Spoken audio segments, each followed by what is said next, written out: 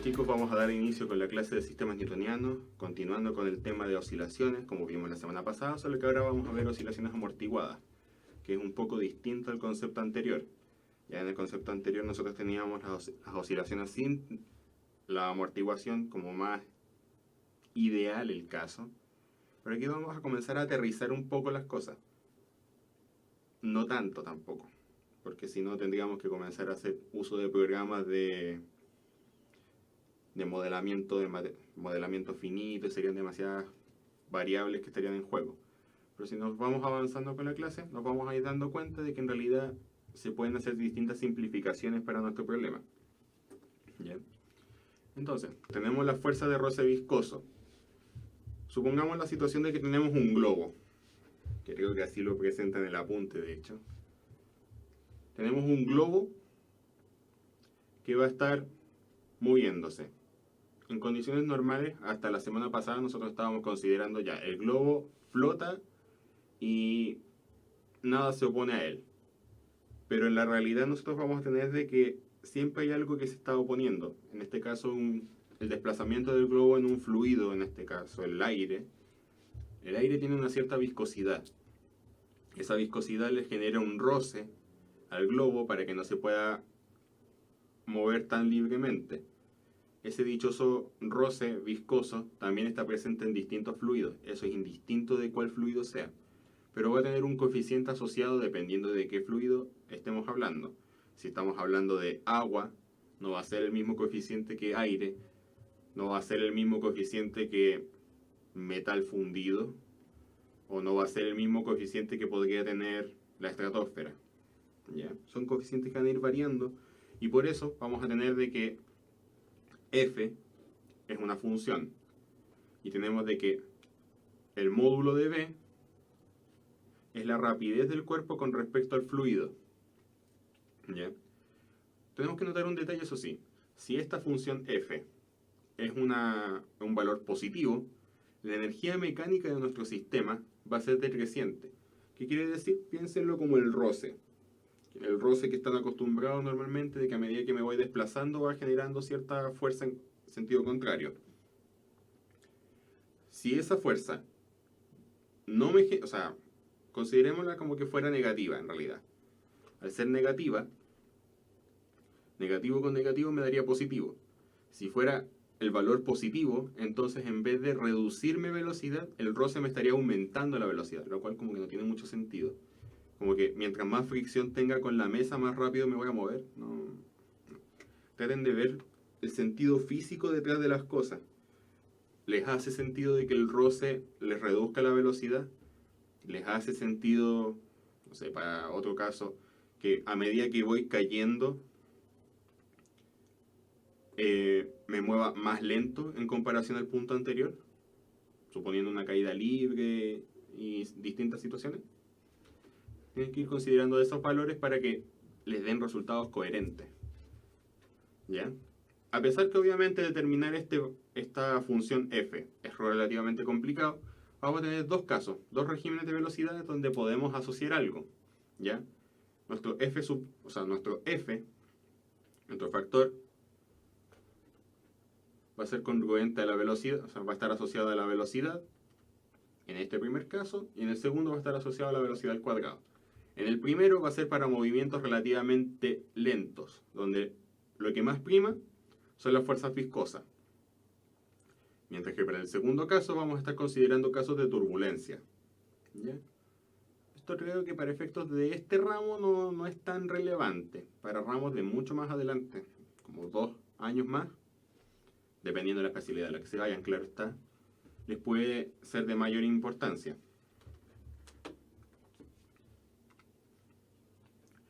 Ahora, consideremos el frenado de una esfera, ignorando la gravedad.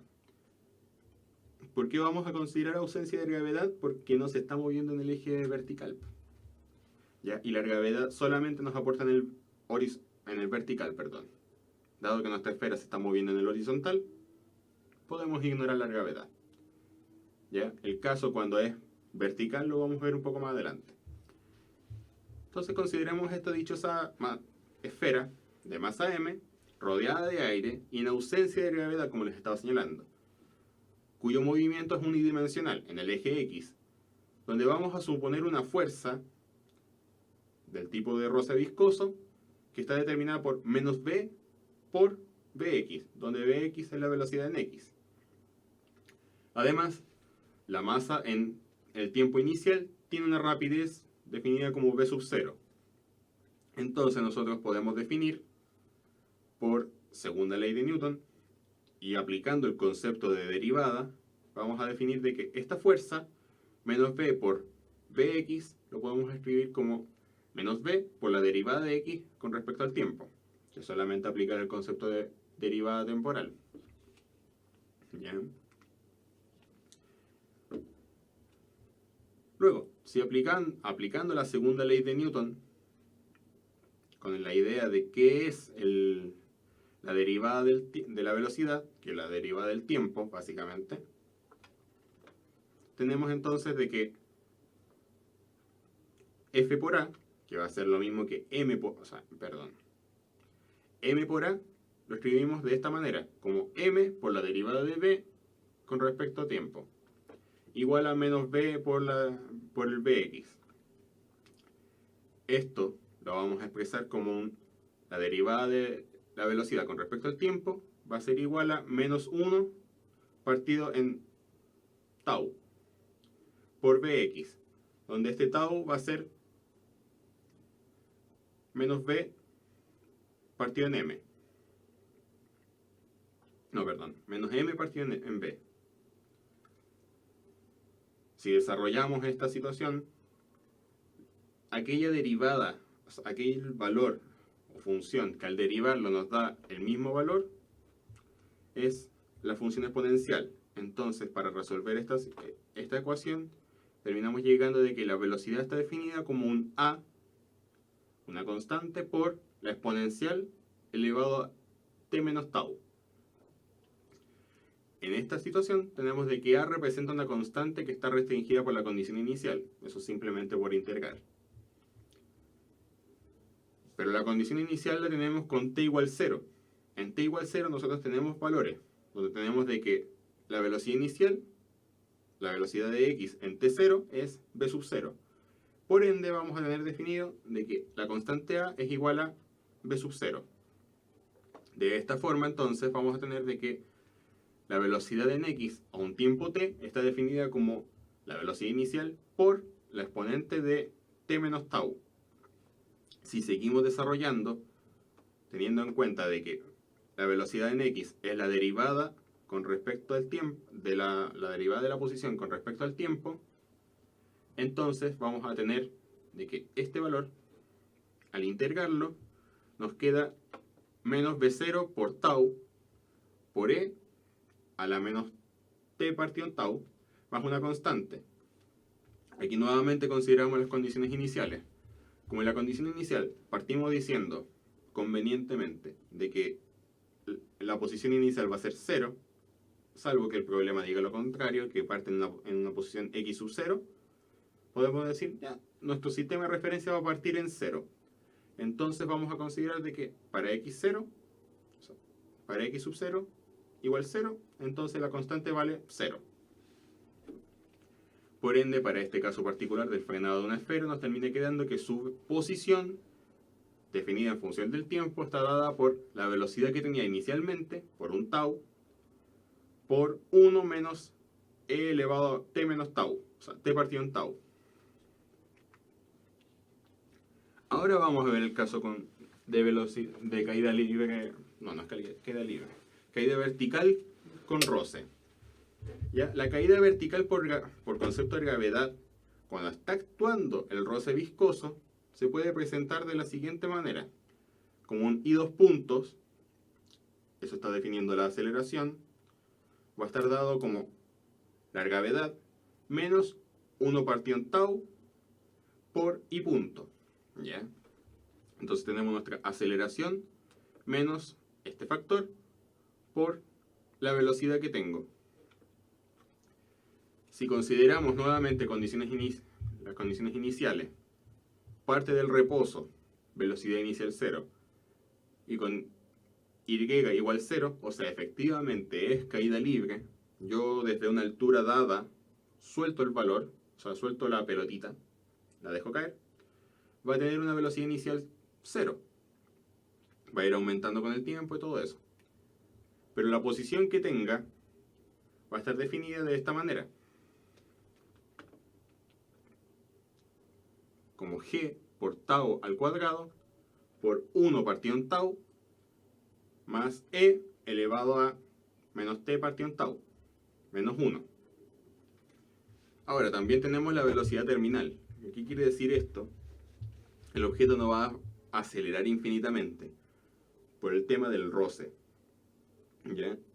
No es como que si yo tengo una pelotita y la dejo caer desde el Costanera Center, va a llegar con una velocidad magistral abajo y va a hacer un forado en el piso. No. Dependiendo, sí le podría hacer daño a alguien, pero no como para romper el piso. Esta velocidad terminal va a estar definida por la fuerza de roce. En este caso, si fuera la pelotita que estamos tirando desde el Costanera, va a ser la fuerza de roce que tenga el aire, el coeficiente de roce. Entonces, la velocidad terminal que va a alcanzar nuestra pelotita, que vamos a tirar violentamente desde el Costanera, va a estar definida como una relación entre mg, la masa de la pelotita, por la gravedad, partida en el coeficiente. El coeficiente de roce viscoso, entonces va a estar asociado netamente por g por el tau. Eso va a ser la velocidad máxima a la que podría llegar el objeto cuando está cayendo.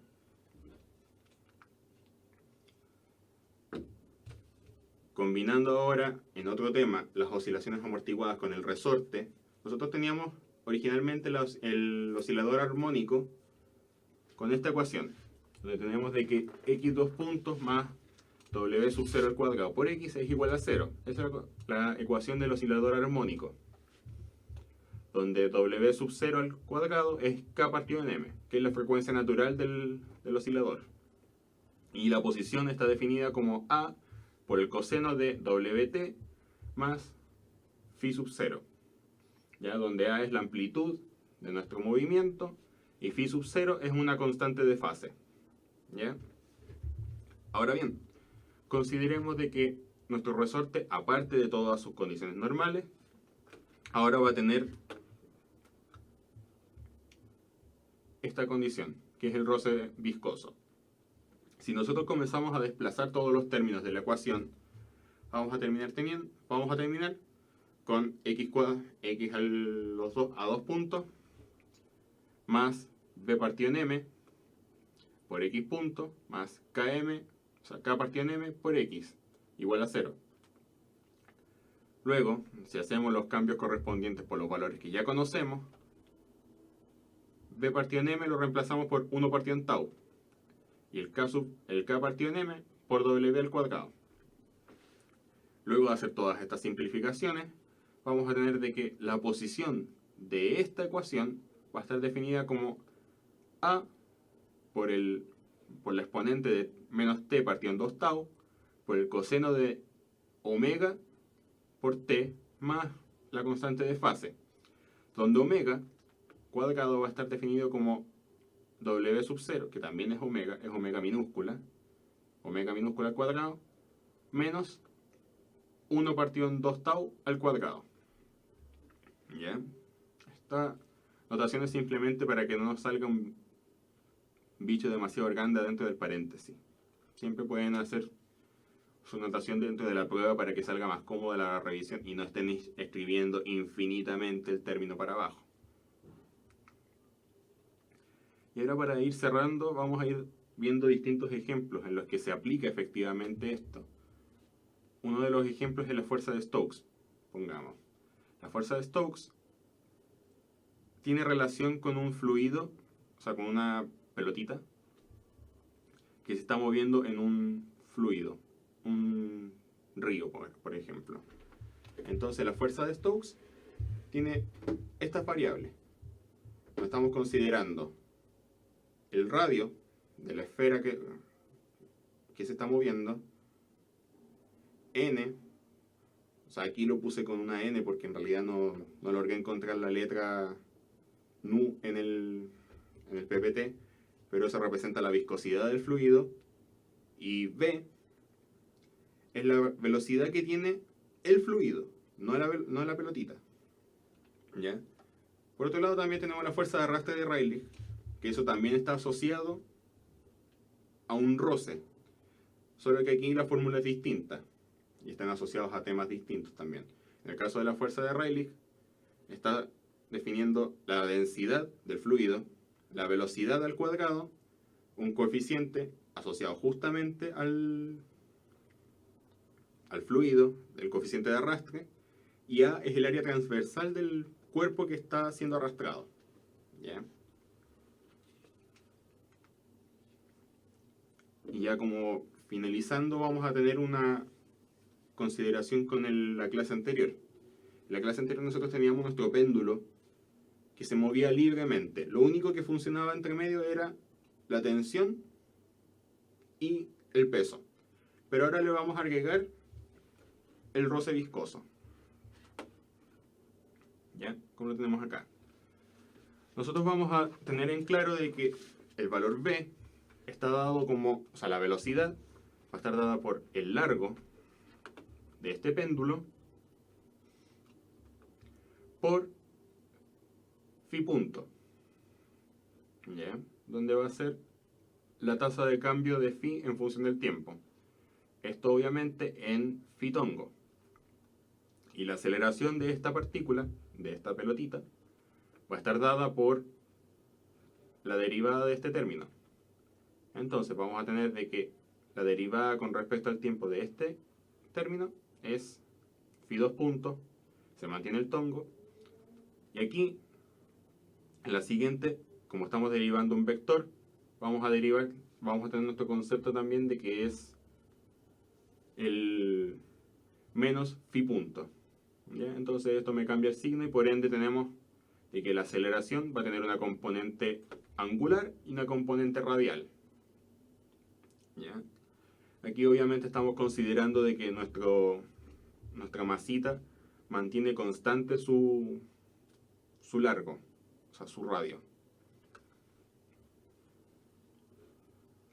Ahora, para continuar con el desarrollo, nos vamos a quedar solamente con la parte angular. No vamos a considerar la parte radial porque justamente, como les acabo de decir, no estamos viendo esa parte en este momento.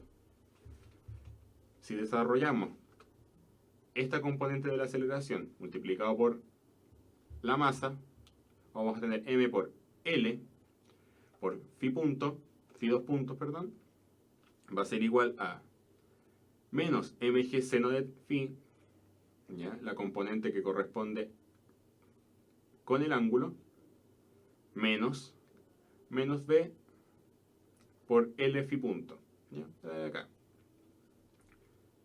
Si hacemos los despejes correspondientes, pasando términos para un lado, dividiendo por otro, nos termina quedando finalmente de que nuestra ecuación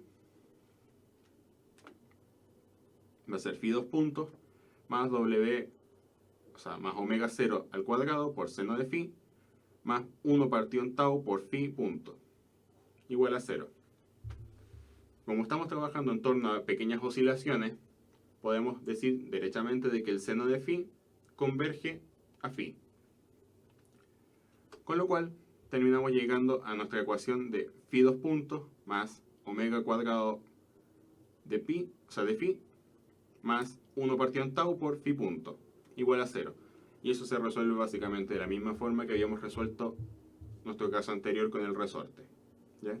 En este caso, la consideración de que ahora el omega cuadrado es g partido en L y el tau es m partido en m, igual que la vez anterior. ¿Ya? Con estos ejemplos damos por finalizada la clase de ahora.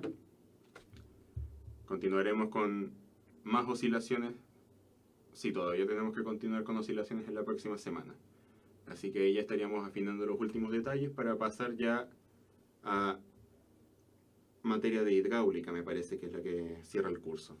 Nos estaríamos dando por finalizado. Espero que les haya sido de utilidad y nos estaríamos viendo en la próxima ocasión.